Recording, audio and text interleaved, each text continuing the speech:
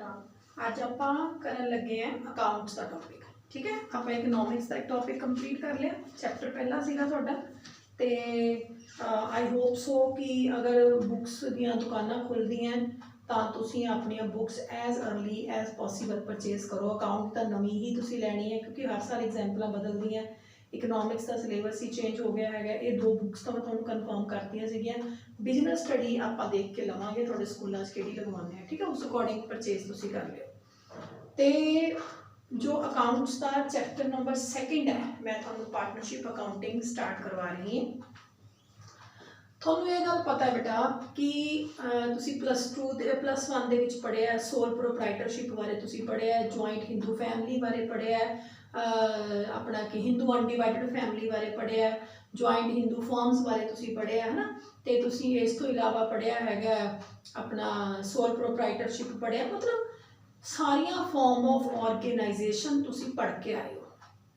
ये sole proprietor की सी कला बंदा ये काम करता है सोल प्रोपराइटरशिप दे विच। ठीक है, जॉइंट स्टॉक दे विच की सीगा, एक परसन है उन्हें बहुत सारे शेयर होल्डर बना ले, उन्होंने इनवाइट करिया, वो फर्म उस तरीके नाल चलदी है। ठीक, एक हुंदा है जॉइंट हिंदू अनडिवाइडड फैमिलीज। उहदे च की हुंदा है जे HUF दे विच हिंदू अनडिवाइडड फैमिली दे विच परिवार का करता जिहड़ा है वो सारे काम करता है, बाकी सारे को पेंसिलर्स होंगे हैं, दया भागा मिताक्षरा दो रूल तुसीं इहदे च पढ़े सी। ठीक, ये भी क्लीयर हो गया।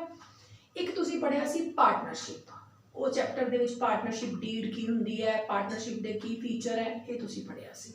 हुण इसे नूं तुसीं अकाउंट्स दे विच करना है, पार्टनरशिप अकाउंटिंग उसनूं कहा गया।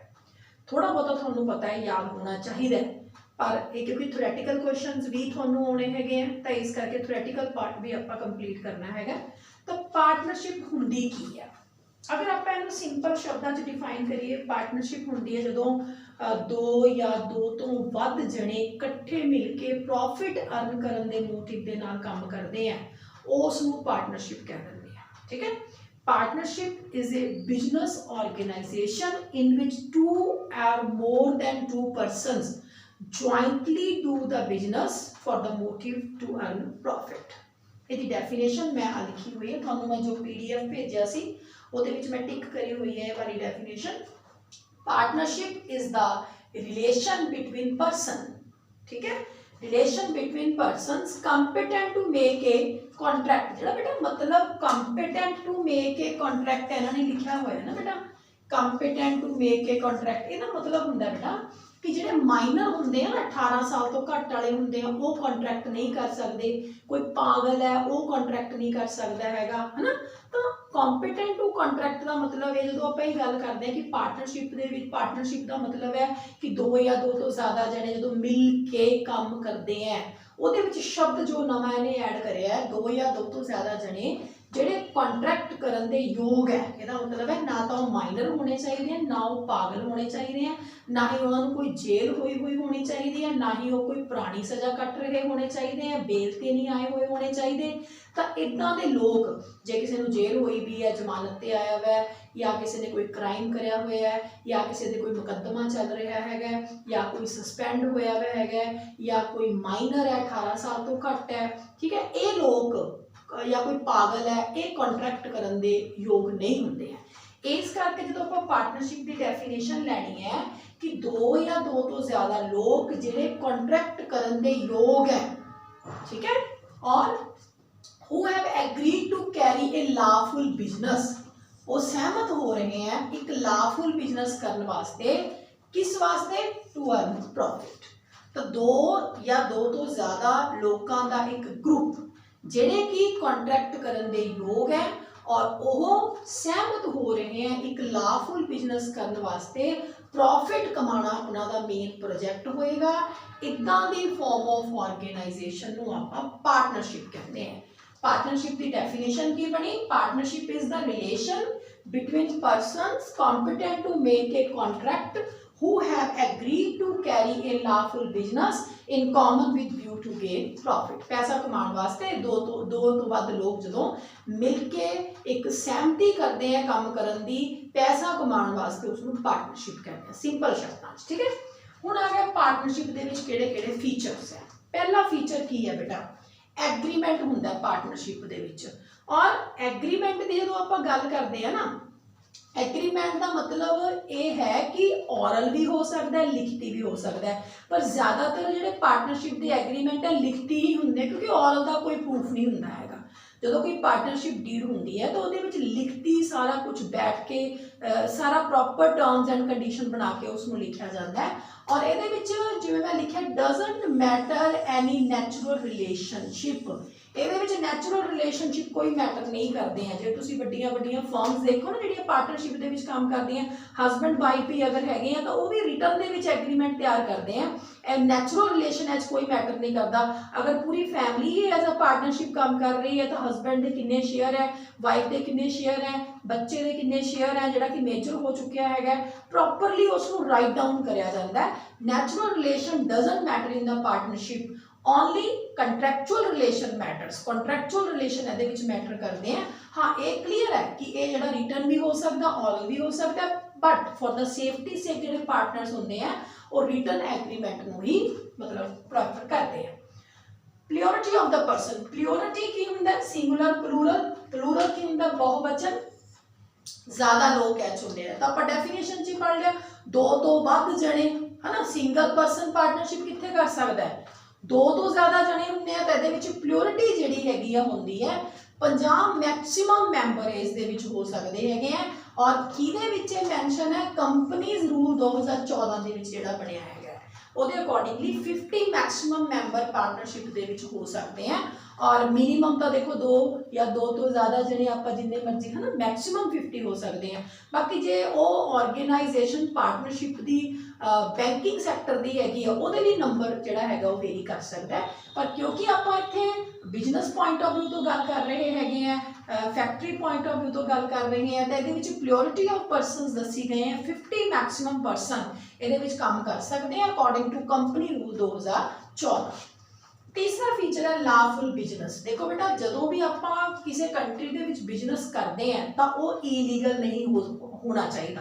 जिवें आप स्मैक, भुक्की, शराब इदा के जोड़े इलीगल जोड़िया चीज़ों को गवर्नमेंट ने रोकया हुआ है, अगर आप उन्होंने लैके पार्टनरशिप कर ली, जिवें 3 चोर है, चोरों ने पार्टनरशिप कर ली भी असी जी चोरी करांगे, वह असी तीनों जने बराबर बराबर हिस्सा वंडांगे, पर एक चोर चलाक है वो सारा हिस्सा लैके भज गया, तो बाकी चोर कोर्ट नहीं जा सकते है ना भी असी तो जी इस तरह पार्टनरशिप करी सी, असी ऐ चोरी करी सी, साडा ये बिजनेस है तो हुण वो कल्ला लैके चला गया, सानू न्याय दो, तो कोर्ट कहोगे चुप इन्हों जेल सिट्टो, ये तो लाफुल भी इलीगल बिजनेस कर रहे हैं। तो कहने का भाव है कि जो आप पार्टनरशिप के काम करना है तो जिहड़े बिजनेस को आपने मूव ऑन करना है बेटा वो लाफुल होना चाहिए, जिसनों देश की कोर्ट ने, देश की पार्लीमेंट ने एग्रीमेंट दिता हुआ हो भी हाँ ये बिजनेस तुसी कर सकते हैं, ये बिजनेस किसी की सेहत को, किसी की सोशली रेपूटेशन को खराब नहीं करता। तो तीसरा फीचर पार्टनरशिप का की हो गया कि पार्टनरशिप के जिन्ने भी बिजनेस होंगे हैं सारे लाफुल होंगे।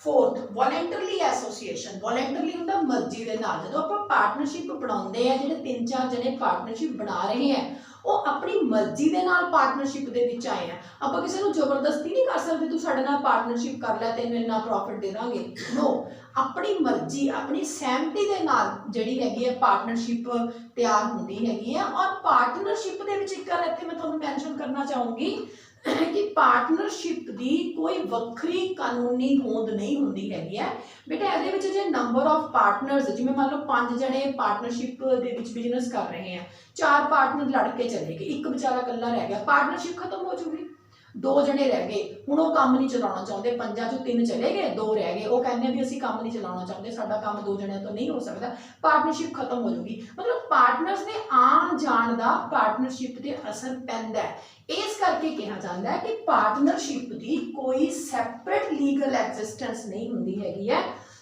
ठीक है। पार्टनरशिप दे विच जदों कोई पार्टनर आ रहा है या कोई पार्टनर जा रहा है तो वह पार्टनरशिप के उत्ते डेफिनेटली असर पैंदा है। उस तो बाद है बेटा शेयरिंग ऑफ प्रॉफिट। ये जो बेटा पार्टनरशिप बनती है ना तो पहला लिखती एक समझौता होंगे भी जिन्ना प्रॉफिट होगा यदा इन्ने % ए पार्टनर लऊगा, इन्ने % ए पार्टनर लऊगा, उस पहला तो डिसाइड किए हुए एग्रीमेंट के अकॉर्डिंगली पार्टनर्स का जो प्रॉफिट है वो शेयर कराया जाता है। ये अगर कोई चीटिंग करता है, कुछ करता है ਤਾਂ ਉਹ ਜਿਹੜੀ ਪਾਰਟਨਰਸ਼ਿਪ ਮੈਟਰ ਹੈ ਉਹ ਕੋਰਟ ਦੇ ਵਿੱਚ ਜਾ ਸਕਦਾ ਹੈ, ਪਰ ਉੱਥੇ ਇਹ ਦੇਖਿਆ ਜਾਊਗਾ ਵੀ ਕਿਆ ਇਹ ਪਾਰਟਨਰਸ਼ਿਪ ਲੀਗਲੀ ਚੱਲ ਰਹੀ ਹੈ, क्या इन्हें अपने आप को रजिस्टर्ड करवाया हुआ है, वो अलग इशू है। पर एक गल क्लीयर है भी ये फीचर के विच जिन्ना भी प्रॉफिट्स पार्टनरशिप कमाऊगी उन्होंने आपस के विच पहला तो डिसाइड किए गए रेशो के अकॉर्डिंगली सारे पार्टनर अपना अपना प्रॉफिट जिहड़ा हैगा लैणगे। उस तो बाद नॉन ट्रांसफरबिलिटी ऑफ इंटरस्ट, इसका मतलब होंदा है नॉन ट्रांसफरबिलिटी ऑफ इंटरस्ट का मतलब है कि अपने हिस्से नूं आपां अपनी मर्जी नाल ट्रांसफर नहीं कर सकते।